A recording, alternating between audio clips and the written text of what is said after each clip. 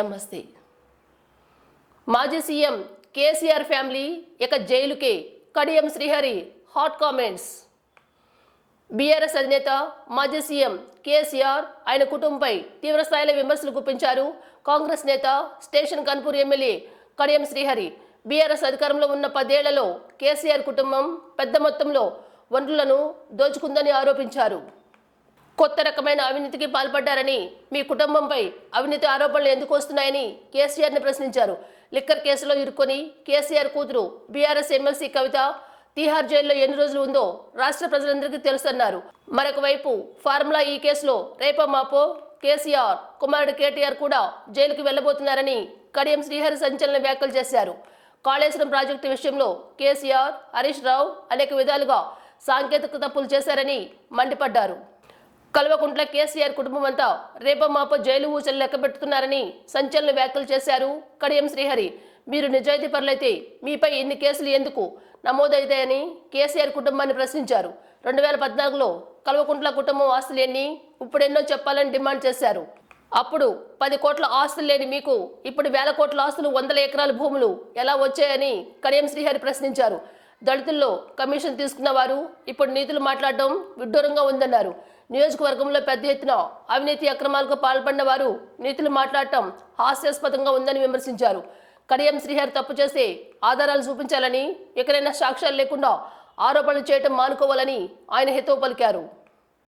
పెద్ద ఎత్తున కుటుంబము తెలంగాణ వనరులను కొల్లగొట్టి విధ్వంసానికి పాల్పడి కొత్త రకమైన అవినీతి అక్రమాలకు తెరలేపి ఇవాళ మేమే నిజాయితీపరులు అని మాట్లాడుతున్నారు. ఎలా మాట్లాడగలుగుతున్నారో నాకు అర్థం కావడం లేదు. నిజంగా ఓసారి ఆశ్చర్యం అనిపిస్తుంది. ఇవాళ కేసీఆర్ కుటుంబంలో, కల్వకుంట్ల కుటుంబంలో లిక్కర్ కేసులో ఇన్వాల్వ్ అయిందని చెప్పి, లిక్కర్ కేసులో కుంభకోణం జరిగిందని చెప్పి సాక్షాత్తు కేసీఆర్ బిడ్డ కవిత గారు ఢిల్లీలో తిహార్ జైల్లో ఎన్ని రోజులు ఉన్నదో మనందరికీ కూడా తెలుసు. అదేవిధంగా ఇవాళ కేటీఆర్ పైన ఫార్ములా ఈ కేసులో దాదాపు 55 కోట్ల రూపాయలు నిబంధనలను అతిక్రమించి మరి ఆ కంపెనీకి పే చేశారు. తద్వారా అనేక రకాలైన తప్పులకు పాల్పడ్డారని చెప్పి ఈరోజు ఆయన మీద కేసు అయింది. ఆయన కూడా రేపో మాపో జైలుకు పోయేటట్టున్నాడు. కాళేశ్వరం ప్రాజెక్టు విషయంలో కేసీఆర్, హరీష్ రావు గారు అనేక రకాలైన సాంకేతిక పరమైన ఇతరత్ర తప్పులు చేశారు.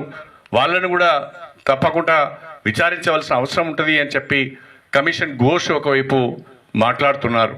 అంటే కల్వకుంట్ల కుటుంబంలో ఉన్న కేసీఆర్, హరీష్ రావు, కేటీఆర్, కవిత అందరూ కూడా వివిధ రకాలైన కేసులలో ఇరుక్కొని జైలు ఊచలు కొంతమంది లెక్క పెడితే రేపు మాపో జైలు ఊచలు లెక్క పెట్టడానికి మరికొంతమంది సన్నద్ధమవుతున్నారు. నేను అడుగుతున్నా, ఒక్క కేసీఆర్ కుటుంబం మీదనే ఇన్ని ఆరోపణలు ఎందుకు వస్తున్నాయి?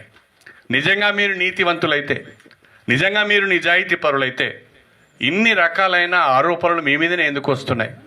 ఇన్ని రకాలైన సాక్ష్యాలు మీకు వ్యతిరేకంగా ఎందుకు లభ్యమవుతున్నాయి?